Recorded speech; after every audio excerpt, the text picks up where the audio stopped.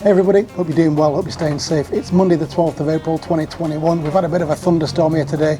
You can maybe hear the raindrops on the pergola. If you're looking to travel to the United States, or you're looking at what's going on in Orlando or the theme parks, you're in the right place.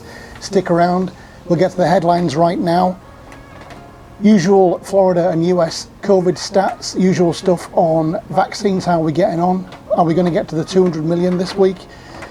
When is the US going to get back to normal? What's Dr. Fauci got to say about that last week? What's he also got to say about when masks might not be a thing anymore? In the ongoing saga of cruising, Ron DeSantis has said he's going to sue the CDC so that they can get cruising back to normal ASAP. An expert has also said that cruising should be a bubble when you're on the ship, and Norwegian has gone one step further. I've got the latest snapshot from Paul Charles on his traffic light system for international travel, see where the US and UK are on that. I've got an update on VS73, that's the first flight from Manchester to Orlando on May the 17th. And I've got a snapshot of where the Brightline tracks are on Terminal C, and that in that new station there. In Disney news, a big thunderstorm yesterday knocked out a lot of attractions in all 4 parks, got news on that. Park hours have been extended from the end of April through to mid-June. I'll tell you which parks and what the hours are. And Club Cool will be returning to Epcot in summer, no date yet. The Avengers Campus opens on June the 4th in Disneyland. What's that going to be like? The mask policy at Disney World was changed this week. Why? No more sneaky photos, I'm afraid, on those on-ride photos where you get off and you just take a quick snap. No more.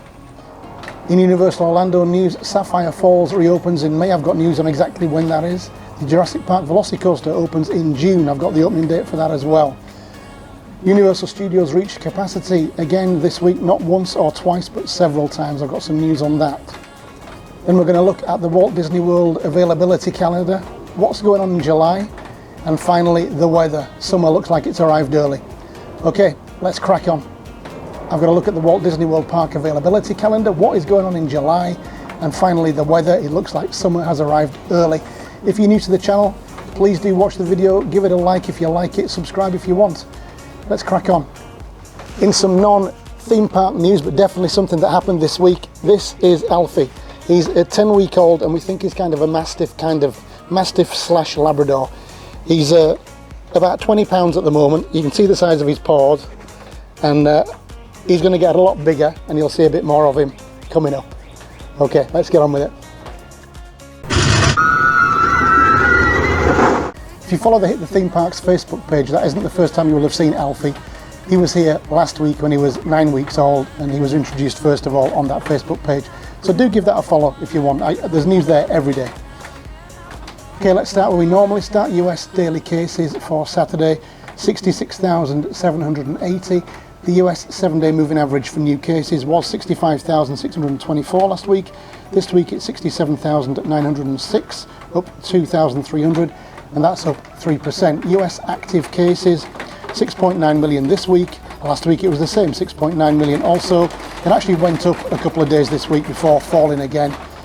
The US 7-day moving average for deaths, 764 this week versus 873 last week, a 12.5% drop. No signs of that stalling, which is really good news. We bottomed out at 726 in the second wave, so that's the milestone that we're up to next, and I'm hoping we might get there this week, so I'm hoping to have good news for you next week on that. Into Florida then, new cases on Saturday, 6,906. The Florida 7-day moving average was 5,425 last week, and this week it's 5,955. That's up 10%, I'm afraid. Active cases in Florida, last week 490,000, this week 455,000. So while the US as a whole has stayed the same for active cases, Florida has dropped by 7%. The 7-day moving average for deaths in Florida, 55 this week. Last week it was 71. That's a huge drop of 22%. The number we need to hit to be below the second wave in Florida is 42. So let's see if we can do that also this week. So as last week, cases are up, but deaths are down quite a lot. So to me, and I'm not a doctor, that is the vaccine doing its job. So I'm hoping that cases are going to start coming down again, but deaths are going to go way down as well. And then President Biden has got to be looking at reopening the states to international travel for the countries that aren't already open to them. Hospitalizations in Florida last week, 2,894. This week, 3,016. That's up 40%. Local press in Naples, Southwest Florida, is attributing this to the spring break, and I don't disagree. If that is the case, we should see the number falling very soon. So again, that will help Florida out a great deal. If that push was due to spring break, then once those cases have gone, we should be getting lower again. Looking at vaccines then, distributions of vaccines last week was 208 million, this week 238 million. That's 30 million in 7 days, or 4.3 million per day. Total doses administered is 183.5 million versus 165 million last week for 2.6 million per day. So we need to average 2.75 million vaccinations per day for the next 6 days to get to 200 million doses administered in President Biden's first 100 days. Is he going to make an announcement then to make another milestone, or is he going to say something about a trigger that's going to open up the states to international travel? I'm going to be waiting with bated breath to see exactly what he says on that. Looking at the share of people who've had at least one dose of vaccine, Israel is at 61% of the population, the UK 47%, Chile 38%, and the US 35%. Dr. Anthony Fauci was interviewed this week and said on Saturday he predicts that the US will approach some degree of normality by the end of the summer and a considerable degree of normality by the winter. He pointed to two main factors that will determine whether his timeline is correct: getting the overwhelming majority of the population vaccinated, and that vaccinated people don't transmit the virus. He also said, though, that we may need to keep wearing masks until next year. He wouldn't say exactly when next year. 18 states have no mask mandate, including Florida, but Orange and Osceola counties do. In practice, that means that if you're outside, there's no real policing on people wearing masks, but in stores and in restaurants before you eat and after you get your check, then you do have to wear a mask. The total percent of the US population who have had at least one dose is 35.2%. That's up 3% since last week. The total percentage that are fully vaccinated is 21.3%. That's also up almost 3% since last week. Taking a look at the type of vaccines being used, Pfizer 34.7 million, up from 30.6 last week. Moderna 30 million, up from 26.8 million last week. And Johnson & Johnson 6 million from 4 million last week. So the Johnson & Johnson 2 million this week. That's 2 million people that now don't have to have a second shot, which is great. Florida is now 23rd in the nation, up from 25th for the share of people who have received at least one dose of vaccine at 33.5%. Florida moved up from 26th to 25th for the share of people fully vaccinated. Florida Governor Ron DeSantis, who last week signed an executive order to prohibit businesses from implementing vaccine passports, said on Thursday he will sue the CDC in order to get cruises sailing again immediately. Currently, no cruisers can enter or leave the US until November the 1st, 2021. Dr. Scott Gottlieb believes that a safe bubble can be created on cruise ships, which should allow them to sail again. Cruise lines have committed to mandatory COVID testing and won't operate at full capacity so that social distancing can be maintained. Norwegian has gone one step further and announced that all passengers and crew must be 100% vaccinated 2 weeks before boarding. Frank Del Rio, Norwegian's president and CEO, said last week, "No one can argue that being on a cruise ship under those conditions is not the safest place on earth." So clearly he has never visited Gringotts. No news this week from the government on when the borders may reopen to the countries that are currently banned. Iceland became the latest country to allow people in who are 100% vaccinated. So is that the place that we're going to get to? The latest traffic light snapshot from Paul Charles has the US still in the green zone as of April the 8th. The UK government has said it will adopt the traffic light system, but we haven't seen it yet. The US government has not made any statement on the use of the traffic light system at all. Taking our weekly barometer of the VS73 Manchester to Orlando direct flight on May the 17th, prices have reduced for economy tickets by £24 across the board. Premium economy are unchanged, and upper class tickets have gone up by £1,012. 18 upper class seats are now bought versus 13 last week, which will be the reason for that increase. 8 premium economy seats are now sold versus 5 last week, and 24 economy seats were sold last week versus 26 this week. Another week gone and 10 more seats sold. That's looking like it's going to be a pretty light load on that aeroplane. If you're looking for a last minute trip and the UK government and US government do come up with a plan for getting people into the US, that might be a pretty good bargain for you right at the death there. The tracks for the Brightline service at Orlando International Airport have been laid close to Terminal C station.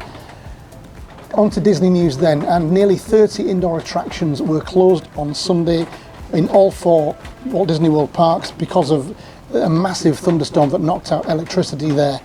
As at shooting this video, it's not known which are still down. Walt Disney World park hours have been extended for all parks from April the 28th through to June the 19th.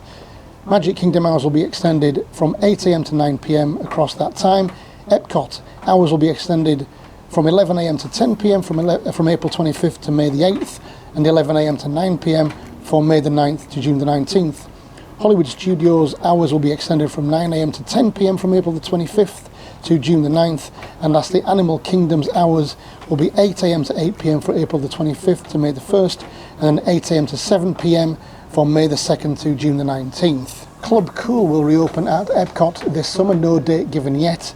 One can only hope that Beverly will still be there to catch those first timers out. The Avengers Campus opens at Disneyland on June the 4th. Here's a quick video.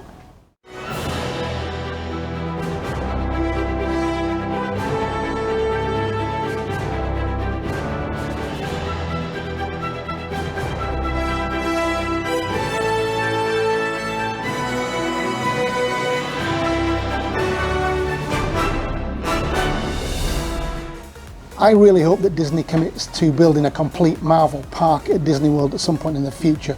I think that would be fantastic. And because Universal are building Epic Universe, maybe Disney will think they've got to do something, although I haven't heard of any plans for any other new park at Disney. It would still be fantastic though. Walt Disney World changed its mask policy this week to allow guests to briefly remove masks while taking photographs.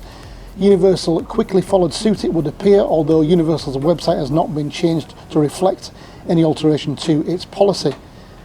This Facebook post suggests though that they have followed Disney's lead. SeaWorld hasn't changed its mask policy either, although it does have the worst job of policing mask wearing in any of the 3 big parks.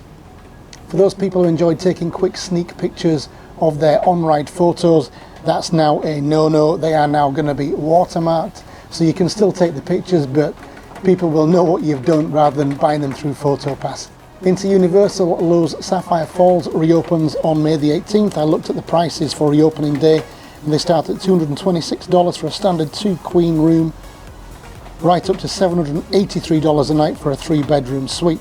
Sapphire Falls isn't in the deluxe resort bracket, but you can still get the water taxi that takes you from the resort through to City Walk. The Jurassic Park Velocicoaster has now got an official opening date, which is June the 10th. Here it is in testing.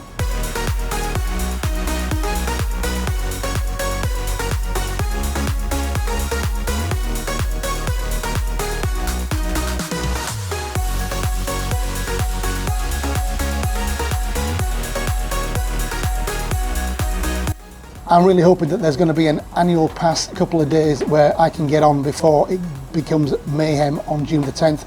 They haven't said whether there's going to be a virtual line for that. I really hope that there is, to avoid the massive queue that will undoubtedly build up if there is no virtual line. Universal Studios reached capacity for not the first or second time, but the 8th day in a row this week. That is a record.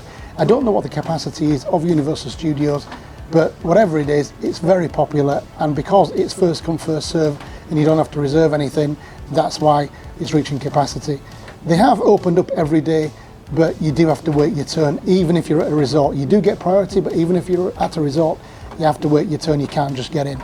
Looking then at the Walt Disney World Parks availability calendar, April, theme park tickets and resort guests will not be able to get into Magic Kingdom or Hollywood Studios for the rest of the month unless you have a park hopper, in which case you can get in after 2 PM subject to capacity. For annual pass holders, the 15th is your worst day of availability days, with just Epcot open to you. For May, Hollywood Studios is full for the whole month for theme park tickets and resort guests. Annual pass holders can still access all parks for 20 out of the 31 days. Into June, and if you're a ticket holder or resort guest and you haven't got your Hollywood Studios day booked, you only have the 27th left. June is currently completely clear for AP holders. July, August and September are completely clear for all ticket types. As I said last week, why is July all green when June is pretty much packed out? I'm still of the opinion, and I haven't read it anywhere, no inkling, but I think that there must be some deal struck to get more capacity into all of those parks. If you can get into Hollywood Studios on July the 1st, 2nd, 3rd, etc. But you can't on any day in June. I think there's something afoot there, so I'll be keeping an eye on that. October the 1st is full for all ticket types because it is Walt Disney World's 50th anniversary.